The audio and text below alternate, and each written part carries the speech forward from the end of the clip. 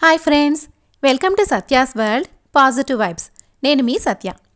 ఎప్పుడైనా నోటికి కాస్త కారంగా టేస్టీగా తినాలి అనిపించినప్పుడు ఎక్కువ ప్రాసెస్ లేకుండా ఈజీగా తక్కువ టైంలో అయిపోయే వంటకం ఏదైనా ఉంటే చాలా బాగుంటుంది కదండి. ఇది అచ్చంగా అలాంటి వంటకమే, పచ్చి టమోటాలతో పచ్చడి. ఇది వేడివేడి అన్నంలో ఒక 2 స్పూన్లు నెయ్యి వేసుకుని తిన్నా, లేదా దోశలు చపాతీ లాంటి టిఫిన్లోకైనా సరే, వేటిలోకైనా సరే అద్భుతంగా అనిపిస్తుందండి.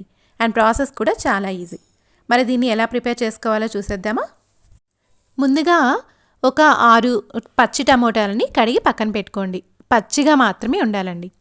వాటిని ఒక మీడియం సైజ్ ముక్కలుగా కట్ చేసుకోవాలి. చూసారా, ఇంత సైజు ఉండాలన్నమాట.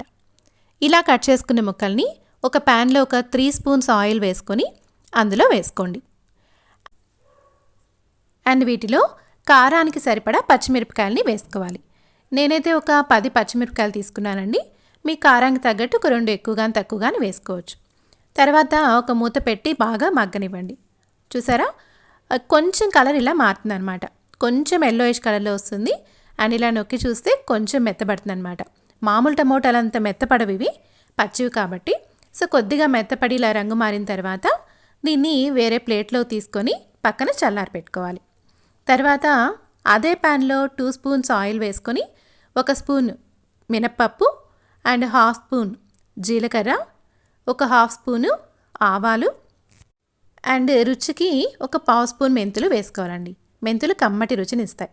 అండ్ దీంట్లో నేను ఒక చిన్న ఇంగువ పలుపు కూడా వేసుకున్నానండి. అది ఇంగువ స్మెల్ ఇష్టం లేని వాళ్ళు దాన్ని స్కిప్ చేసేయచ్చు.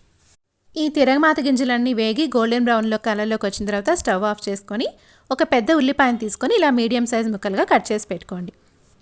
ఇప్పుడు ఇందాక పక్కన పెట్టుకున్న వాచి చల్లార్చుకున్న టమోటాలని తిరగమాతను కూడా మిక్సీ జార్లో వేసుకొని రుచికి సరిపడా ఉప్పు, అందులో కొద్దిగా కొత్తిమీర వేసుకొని కచ్చా పచ్చాగా గ్రైండ్ చేసుకోవాలండి. జస్ట్ ఒక్కసారి అలా తిప్పితే చాలు. తర్వాత అందులోని ఉల్లిపాయ ముక్కల్ని కూడా వేసుకొని మరొక్కసారి జస్ట్ అలా తిప్పి వదిలేసేయండి.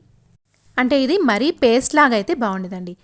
ఇలా కచ్చాపచ్చాగా ఉంటే అచ్చం రోటి పచ్చడి టేస్ట్ వస్తుంది. సో ఇలా నలిగిన తర్వాత దాన్ని ఒక బౌల్లో తీసుకొని పక్కన పెట్టుకోవడమే. చాలా టేస్టీగా ఉంటుంది. చాలా సింపుల్గా అయిపోయే పచ్చడి అండి ఇది. మామూలుగా అయితే వేరే పచ్చడిలో నేను కొద్దిగా చింతపండు వేస్తాను.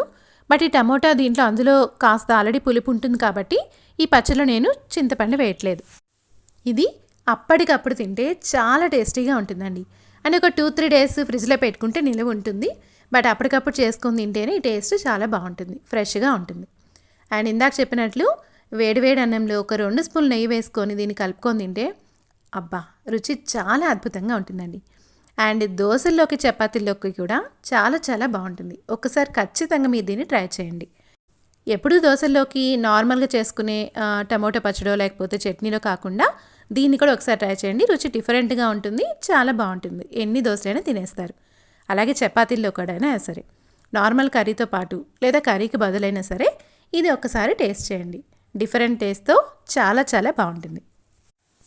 మరి ఇంకెందుకండి ఆలస్యం, మీరు కూడా ఒక్కసారి దీన్ని ట్రై చేసి రుచి ఎలా ఉందో కామెంట్ సెషన్లో కామెంట్ చేయండి.